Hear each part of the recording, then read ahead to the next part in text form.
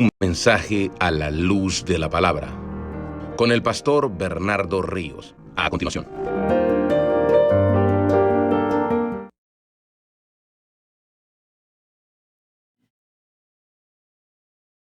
Marcos capítulo 2, 23. Gloria a Dios. Tenemos un área acondicionada allá atrás para si los niños están un poco inquietos, hay que cambiarlos o están, no sé, llorando, incómodos. Allá atrás tenemos un área para ir a calmar a los niños, tenerlos un poquito ahí. No tenemos transmisión, hermanos, allá atrás por problemas técnicos. Esperamos ya la semana que viene arreglar esa situación. Amén. Marcos capítulo 2, verso 23. ¿Lo tiene? Leemos la palabra. Dice: aconteció que al pasar él por los sembrados un día de reposo, sus discípulos andando comenzaron a arrancar espigas. Vamos a orar. Padre Santo, muchas gracias por este hermoso día en que podemos reunirnos para adorarte, darte la gloria. Ahora, Padre, vamos a escuchar tu palabra, vamos a aprender de ella. Te ruego, Señor, que nos ayudes, que nos guíes. Háblanos, Padre, en nuestros corazones, que esta enseñanza, Padre, pueda ser de bendición para todos nosotros. Te lo pedimos en el nombre de Jesús. Amén. Amén. ¿Pueden sentarse, hermanos? Nuestro tema el día de hoy, hermanos, se titula Señor del día de reposo. Después de una pausa, hermanos, por 2 domingos, hoy vamos a retomar el estudio del Evangelio de Marcos. Amén.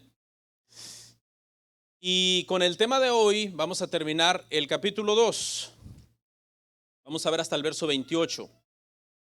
Vamos un poco despacio, pero creo yo que vale la pena ver algunos de estos temas en detalle, hermanos. Amén.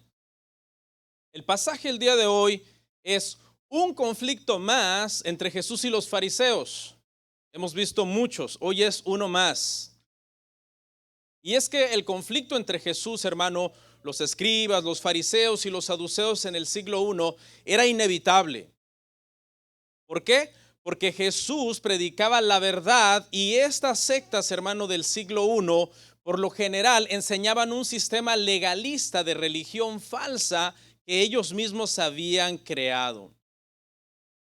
A primera vista, este pasaje pareciera que es una discusión en sí sobre el tema del día de reposo, como le pusimos de título a nuestro sermón.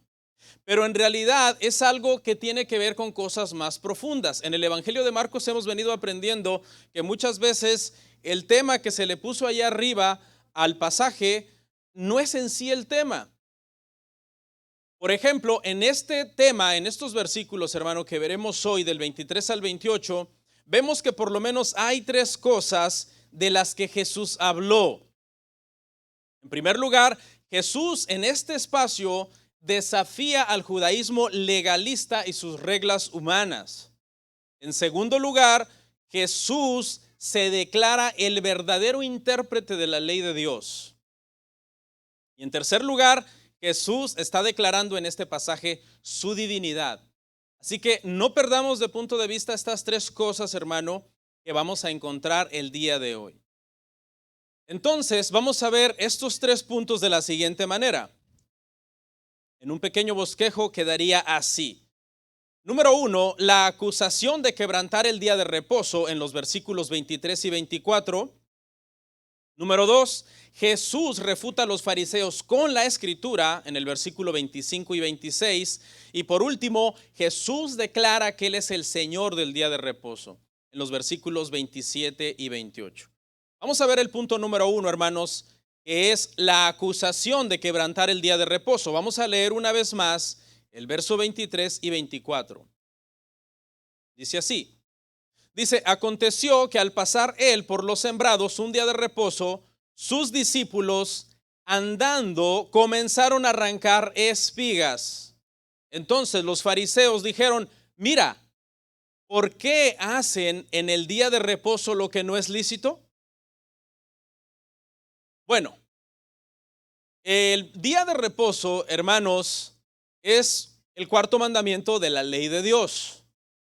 Ya vamos a llegar ahí, voy a estar explicando un poco más al respecto. Este día en particular, que era el séptimo día, el cuarto mandamiento de la ley de Dios, el día de reposo, ese día, sábado, que equivale a sábado en nuestro calendario, Jesús y sus discípulos estaban caminando por un campo. Probablemente era trigo lo que estaba sembrado en ese lugar.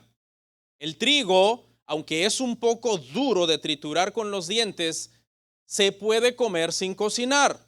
Cuesta un poco más masticarlo, pero tiene todos sus nutrientes intactos. Por tanto, aunque no es la mejor comida en el sentido de qué rico está, sí es una buena comida en el sentido de que la comes y recuperas la fuerza y te sientes bien, te sientes satisfecho, tu cuerpo recibe energía y puedes seguir con tus actividades. Dice que los discípulos de Jesús, andando por el campo, comenzaron a arrancar estas espigas. Lo que podemos ver es que tenían mucha hambre. Pues por lo general uno no pasa por un campo y vas a arrancar algo que no es tan agradable de comer para comer. Por lo general uno no hace eso, uno prepara una comida, uno se sienta y come lo más tranquilo que uno pueda.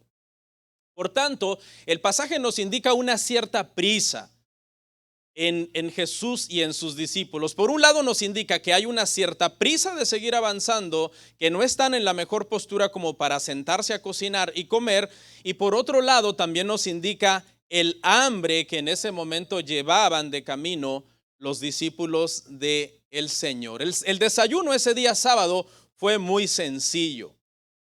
Mascar granos, los cuales había que deshojar y triturarlos con los dientes y comerlos. Así que por un lado, mientras el desayuno material era bastante sencillo, en esta oportunidad sabemos que el alimento espiritual era exquisito, porque estaban con el maestro y el maestro estaba en todo momento nutriéndoles espiritualmente con la palabra. Podríamos ver aquí que los discípulos no les importa tanto el sustento del cuerpo y tener que sufrir algunas vicisitudes al seguirle los pasos al maestro, pero que están bien fortalecidos espiritualmente.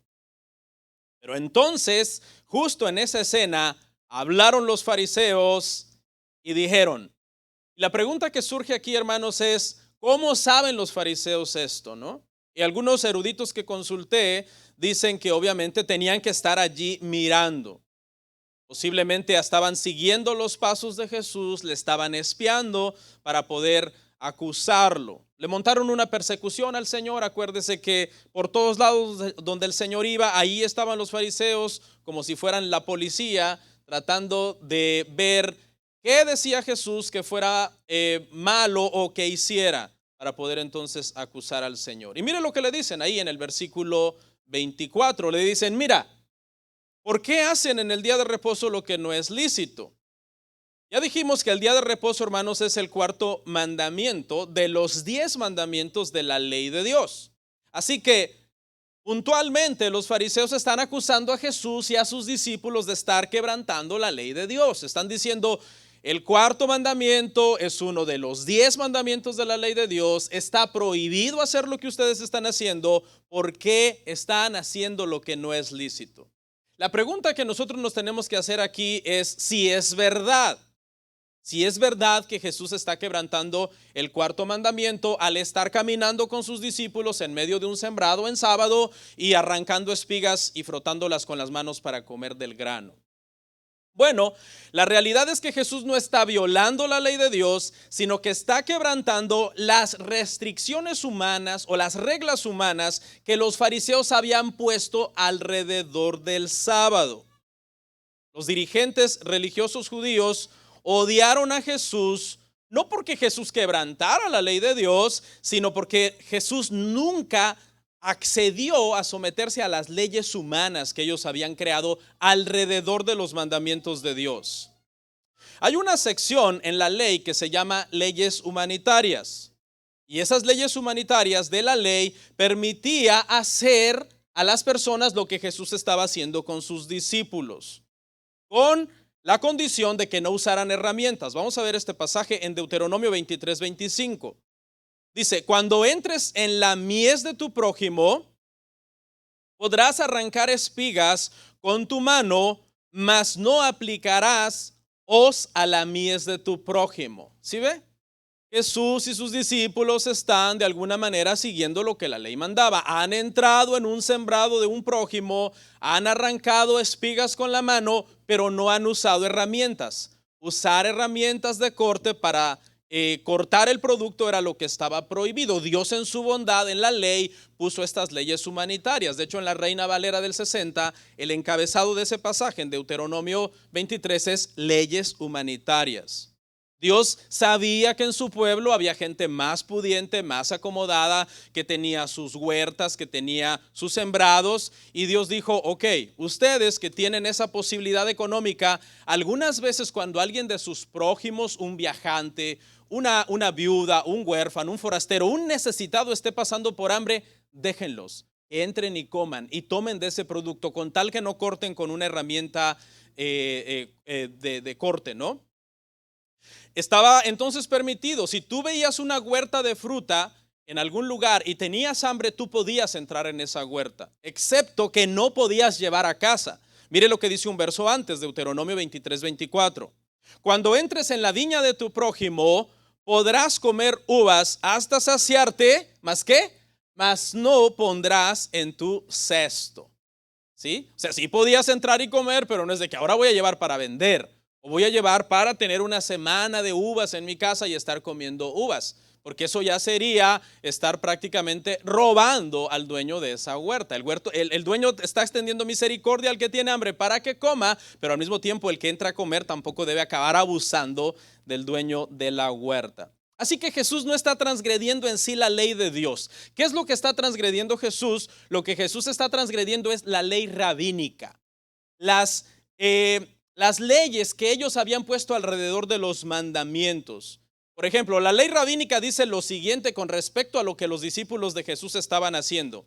Decían que recoger grano con tu mano era igual a cosechar. Decían que quitar la cáscara de lo que ibas a comer era igual a cernir. Que hacer rozar las espigas unas con otras para que se pelaran era igual a trillar. Que lanzar la cáscara por el aire una vez que ya habías pelado el producto era igual a aventar. Y por último, que comer ese grano había implicado que habías preparado alimentos por todo el proceso de arrancar, deshojar, aventar, y habían entonces dicho que todo eso era trabajo, cuando la ley de Dios no dice eso. Así que ninguna de las actividades que Jesús y sus discípulos hicieron cuando caminaron por este sembrado estaban prohibidas en la ley de Dios. ¿Dónde estaban prohibidas? En la ley rabínica, en la ley farisaica. Esa es la ley que Jesús y sus discípulos están quebrantando, mas no la ley de Dios. Ahora, aquí hay una pregunta muy interesante. ¿Por qué los fariseos y los escribas habían hecho todo esto de no conformarse a lo que está escrito? Los 5 libros de Moisés, ¿qué manda Dios en la ley, en su ley? Sino que habían rodeado con vallas y cercos esos mandamientos. Y aquí vamos a tratar de comprender un poco el por qué tomaron esa decisión. Y es que, hermano, unos siglos antes, los judíos habían sido llevados cautivos a Babilonia por violar la ley de Dios. Entonces, cuando ellos regresaron a Israel 70 años después, más o menos unos 4 siglos antes de Cristo, los judíos fueron llevados cautivos a Babilonia. ¿Por qué? Por quebrantar la ley. Estuvieron 70 años allá, regresaron y cuando regresan dicen, no, eso de quebrantar la ley no nos va a volver a pasar. Entonces, ¿qué hicieron? Rodearon la ley con un montón de mandamientos humanos para guardarse de quebrantar la ley. En teología, esto se llama que fueron del antinomismo, es decir, quebrantar la ley de Dios a un nomismo extremo, es decir, guardar hasta cosas que Dios no había pedido que guardaran. ¿Okay? Eso fue lo que pasó. Antes del cautiverio, ellos están en Israel, quebrantan la ley de Dios, caen en idolatría, de hecho que fue el pecado principal por el cual son llevados cautivos, y eso sería antinomismo, no guardar la ley de Dios que Dios quiere que guarden. Regresan de Israel y caen en el nomismo extremo, vamos a guardar todo hasta lo que Dios nos pidió, con tal de que no vayamos a pasar por una situación así. Y esto es lo que se llama como crear vallas o cercos humanos alrededor de la ley de Dios. Le doy un ejemplo para que usted me entienda. Vamos a suponer que usted viaja con su familia a otro estado, rentan un hotel para toda la familia y cuando va a la recepción, el recepcionista le dice, después de las 10 de la noche no se permiten más ruidos en el cuarto. Usted agarra a la familia, se van, entran al cuarto, abren el cuarto, se acomodan y usted le hace una reunión en la sala y le dice a la familia, después de las 9 de la noche no quiero ni un solo ruido. Y los hijos le dicen, papi, pero en la recepción dijeron que a las 10 p.m. Y usted le dice, no, pero yo soy tan estricto de la ley que me dijeron que yo, para evitar que ustedes a las 10 p.m. hagan ruido, quiero a las 9 p.m. los quiero dormidos. Suena bien, ¿verdad? Un hombre íntegro, un hombre muy cuidadoso de la ley, muy respetuoso de lo que le están mandando, pero esto tiene un problema. ¿Qué problema? Se ha creado otra ley. Se ha creado una nueva ley. Ya ahora en ese cuarto ya no es la ley que se dijo originalmente, sino ahora es tu ley. Una ley nueva. ¿Y cuál es el problema con esa ley? Que tú se la estás imponiendo a los demás. No fue lo que se dijo, sino que tú estás haciendo un cerco alrededor de la ley original con una ley nueva para que la ley original no sea quebrantada. No sé si me di a entender, hermanos. Y eso, hermano, es lo que habían hecho los fariseos. La intención en sí no es mala. Alguien diría, no es malo, simplemente estaban cuidando de no quebrantar la ley de Dios. El problema es que habían creado otra ley, la ley rabínica. Y por eso vemos en el Evangelio constantemente a Jesús hacer cosas que iban en contra de la ley rabínica, pero ellos le acusaban de estar quebrantando, ¿qué? La ley de Dios. No te es lícito, le dicen, hacer en el día de reposo lo que está prohibido. Algo así entonces habían hecho los fariseos. Y sucede mucho el día de hoy, hermano, en muchas iglesias legalistas. Crean leyes que Dios no dijo, pero ellos dicen, tiene que ser así. Por ejemplo, le dicen a la mujer, no uses pantalón. Y Dios no dijo eso, ¿no? Le dicen a un hombre, no te puedes poner un short. Y Dios no dijo eso. Le dicen a una pareja, si se casan no pueden bailar un vals, porque eso es del diablo.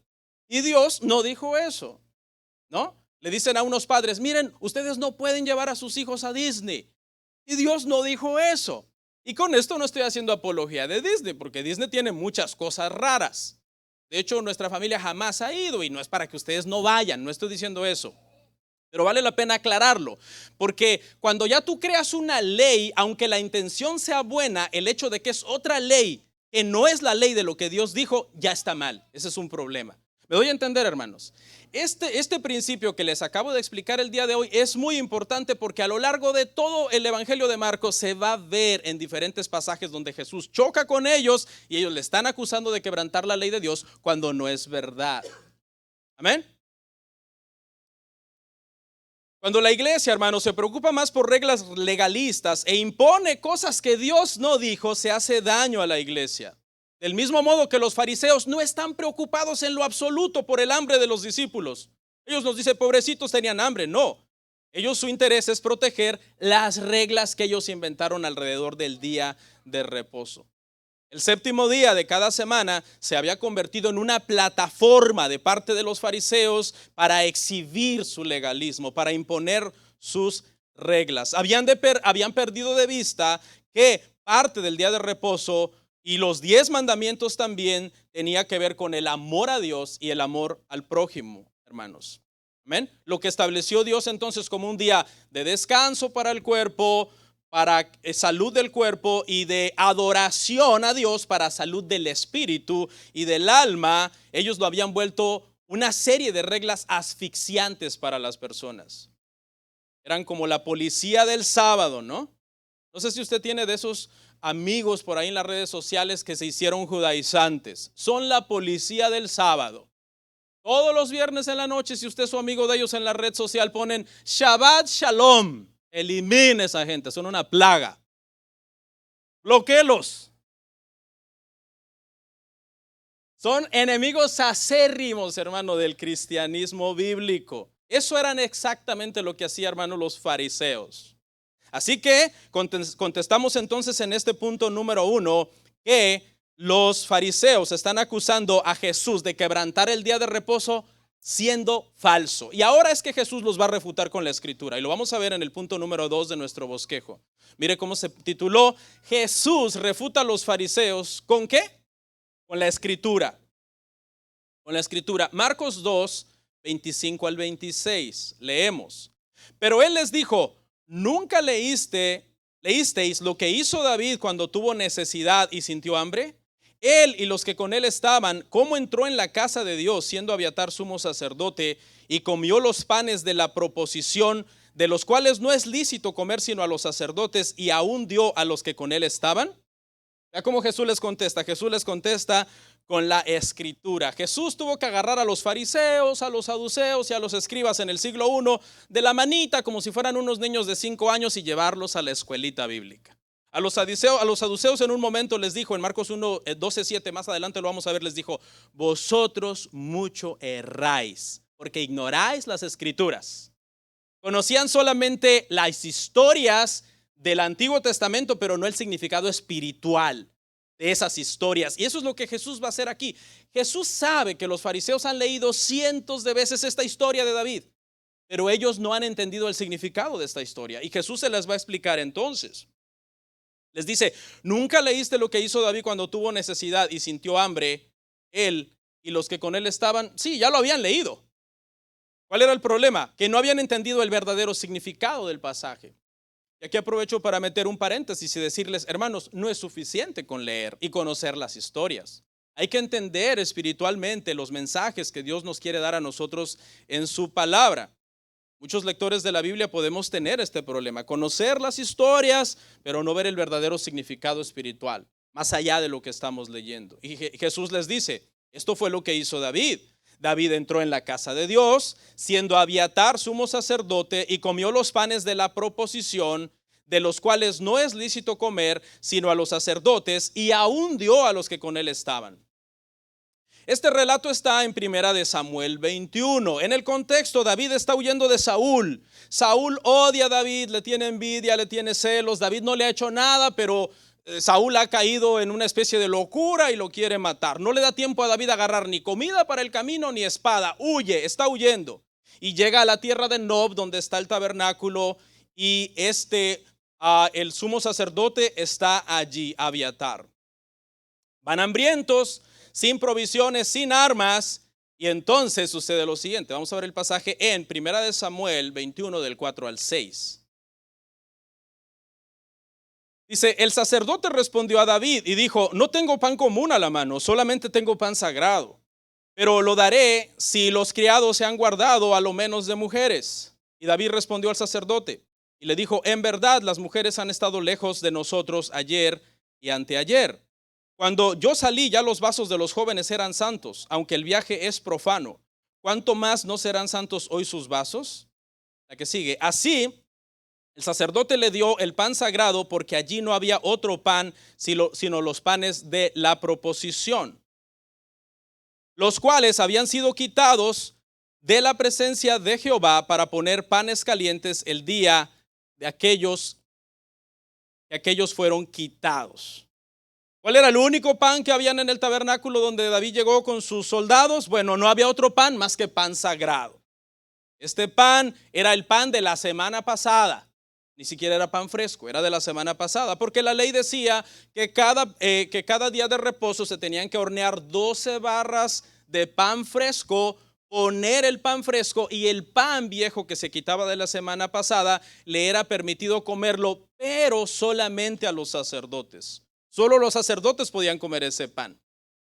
Pero el sacerdote, hermanos, al ver la necesidad que tenían David y sus soldados que iban con él, hizo una excepción y no le importó ir en contra de la ley ceremonial del sábado. Les dio entonces del pan, solamente les puso una condición. ¿Están puros ceremonialmente?, les dijo. En otras palabras, ¿han estado lejos de las mujeres? ¿Están puros? David le contestó que sí, y comieron entonces de ese pan.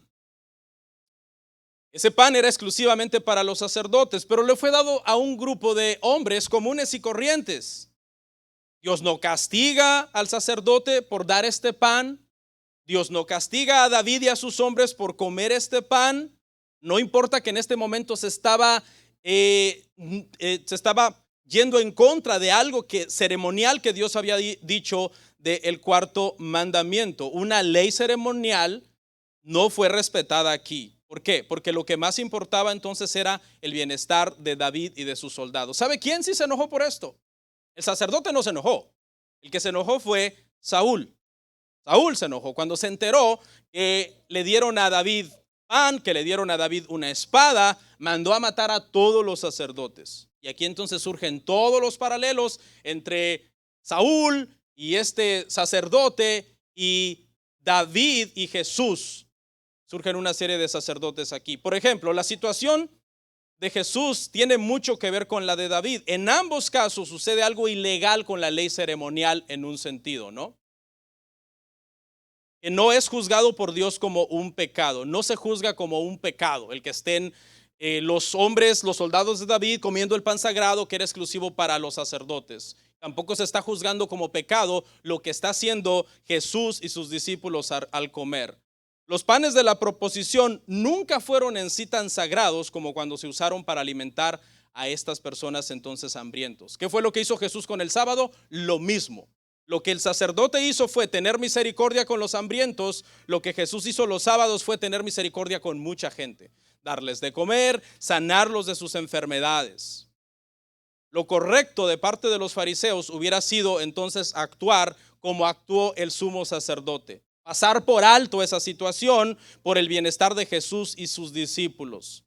Pero los dirigentes religiosos estaban mucho más preocupados. ¿Por qué? Por preservar las reglas humanas que ellos habían puesto alrededor del mandamiento.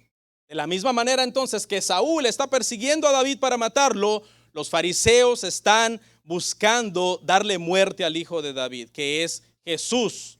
Y finalmente lo persiguieron por el tema del sábado hasta el final, hasta darle muerte al Señor. En el relato paralelo, hermanos, de Mateo 12, del 5 al 6, Jesús les dijo a los fariseos que ya había sacerdotes que quebrantaban la ley del sábado. Miremoslo en Mateo 12, 5. Mateo 12, 5.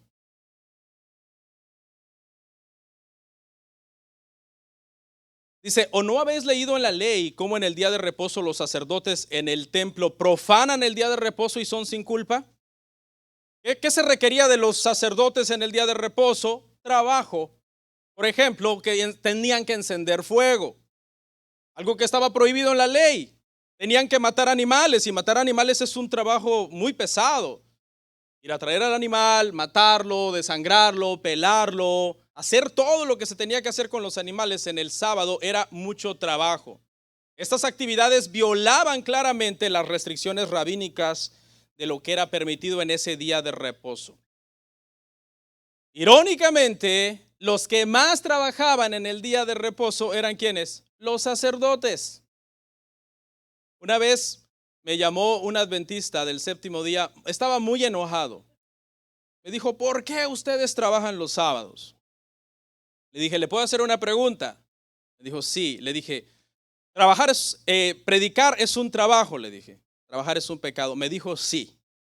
Le pregunté, ¿su pastor trabaja los sábados? Ya no me contestó.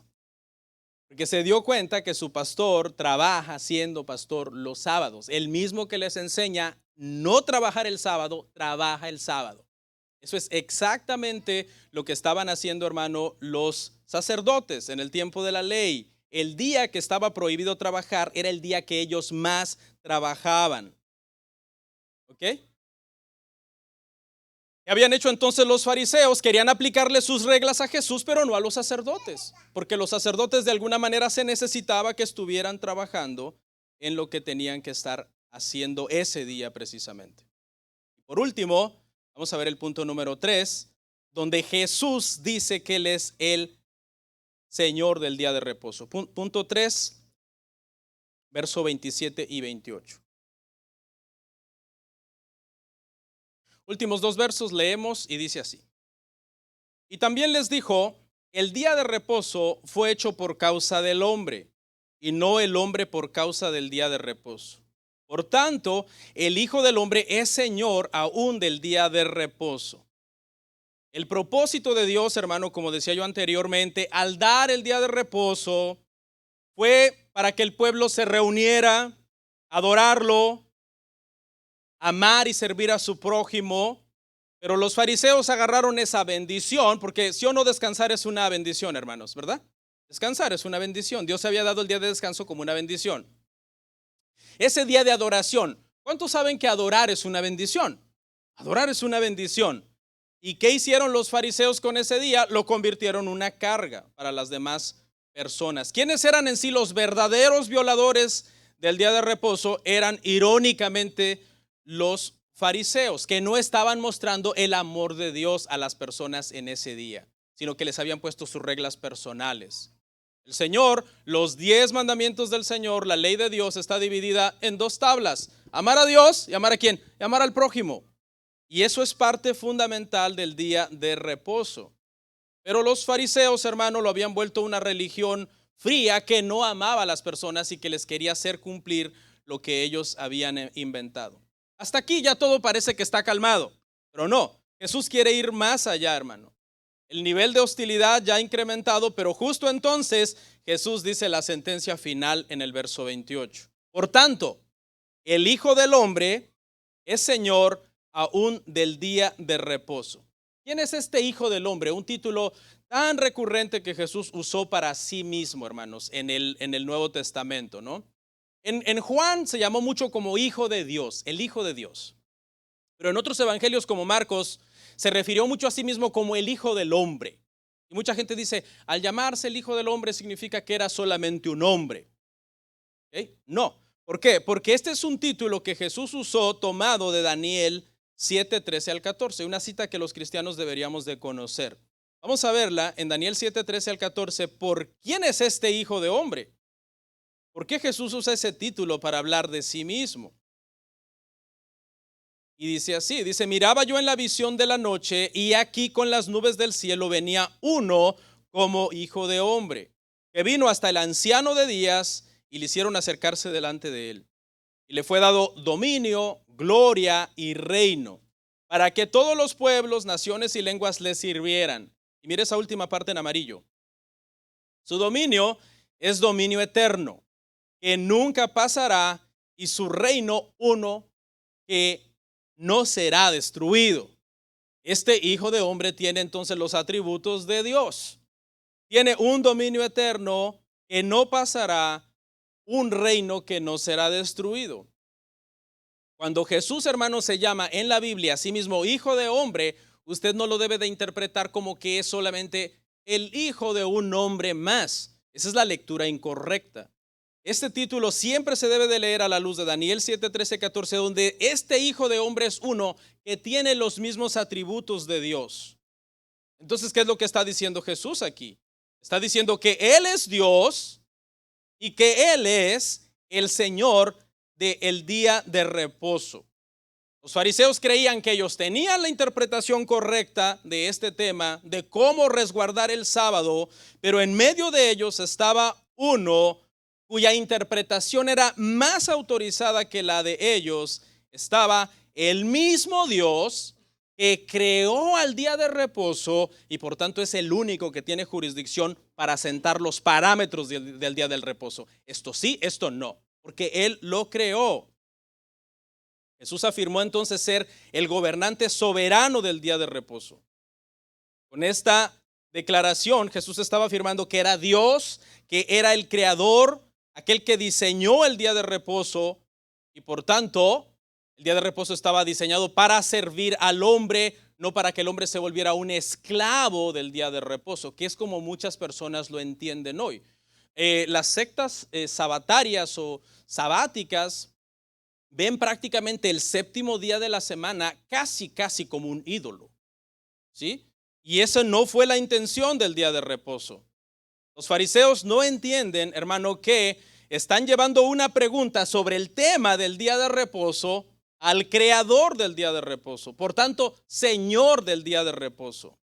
Él es el que creó el mundo y luego descansó, ¿no? Y ahí fue que se vino a conocer el día de reposo. Pero dio el sábado, repito, como una bendición, no como una carga para que aplastara a las personas. La provisión original de descanso del sábado apunta a la mayor provisión de descanso que da Jesús a los que creen en Él. El descanso del sábado tenía que ocurrir cada semana, ¿no? Se repetía cada semana y era necesario estar cada séptimo día repitiendo ese descanso. Dios descansó el séptimo día no porque estuviera cansado, sino porque había terminado su trabajo.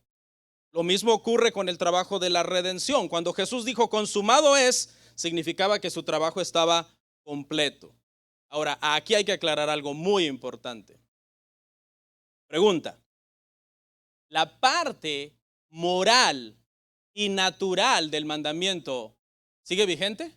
Sí.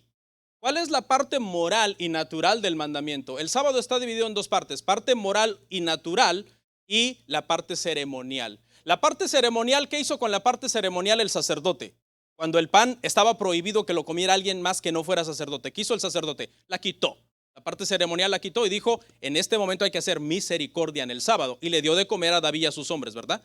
Pero ¿cuál es la parte que sigue vigente y que no se puede quitar nunca mientras el Señor no vuelva? La parte moral y la parte natural. ¿Y esa cuál es, pastor? Esa es que Dios diseñó al hombre para que trabaje 6 días y después un día de esa semana lo tome como descanso, para cuidar su cuerpo, para cuidar su salud, pero también para adorar al Señor. Es una bendición y es un privilegio, entonces, hermanos, el día de reposo cristiano para nosotros. Nosotros tenemos nuestro día de reposo cristiano, que es el domingo. Cuando el Señor, hermano, resucitó de entre los muertos, todas las cosas fueron hechas, la parte ceremonial del mandamiento fue cambiado y por tanto ahora los cristianos nos reunimos el primer día de la semana. Pero aquí voy a hacer una aclaración muy importante, hermano. Y es que nuestro verdadero reposo en sí no es el día. ¿Quién es? Es Cristo. Él es nuestro verdadero reposo. Porque, por ejemplo, hermano, en países musulmanes, los cristianos trabajan los domingos. ¿Por qué? Porque el país tiene un sistema de semana en donde el domingo no es un día de reposo y tienen que trabajar el domingo. Entonces, ¿qué pueden hacer con la parte del mandamiento moral que sigue vigente? Hacerlo otro día de la semana. Porque es un mandamiento de los 7 días de la semana, agarrar uno para descansar y que sea un día de adoración. En la teología cristiana, hermano, esta es la postura con respecto al cuarto mandamiento. Cuando alguien te diga, un judaizante y un adventista te diga, tú no guardas el día de reposo, tú tienes que decirle, claro que lo guardo, por supuesto. De los 7 días de la semana hay uno que yo descanso y me reúno a adorar al Señor, a amar a mis hermanos, a servir a mi prójimo, que fue la intención de ese día. Darle amor, amar a Dios y amar a mi prójimo. Y claro, te van a salir con el tema, pero es que lo haces el domingo, y el domingo es del diablo, y el domingo es el día del sol. Error, porque no han comprendido entonces que la parte ceremonial del día, tal y como hizo el sacerdote, fue quitada de en medio. Fue quitada de en medio. ¿Para qué? Para que el domingo, que es que el día del Señor, por la resurrección del Señor, que fue un domingo, nosotros sigamos guardando el cuarto mandamiento de la ley de Dios, porque esos 10 mandamientos morales no se pueden quitar. ¿Comprendemos esa parte, hermano? El domingo es nuestro día de reposo y adoración para los creyentes. Pero el día no es el punto, es solamente el puntero. ¿Hacia quién nos está señalando? Hacia Jesús. Jesús es nuestro verdadero descanso en el día de reposo, porque Él consiguió entonces, después de que su obra de redención terminó y Él dijo, consumado es, obtuvo eterna salvación para todos nosotros. Eso quiere decir entonces que cuando Jesús dijo, yo soy Señor del día de reposo, Él es nuestro reposo en el día de reposo y no el día en sí mismo. Y los fariseos lo que habían hecho era perder de vista ese asunto. El sábado apuntaba a eso, al descanso eterno, y habían caído en la idolatría prácticamente solamente del día, solamente del sábado. Repito esto entonces, el día no es el punto, el día es el puntero. Es un puntero, es algo que está señalando, ¿no?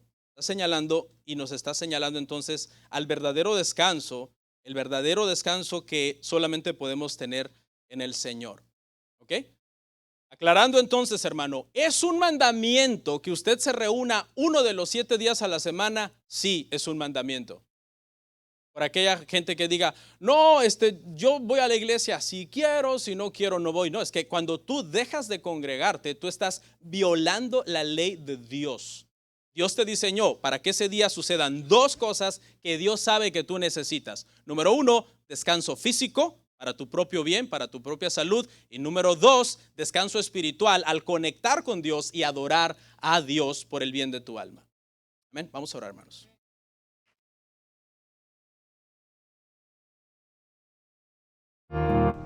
Comparte, suscríbete, dale like. Gracias por tu sintonía. Hasta la próxima. Bendiciones.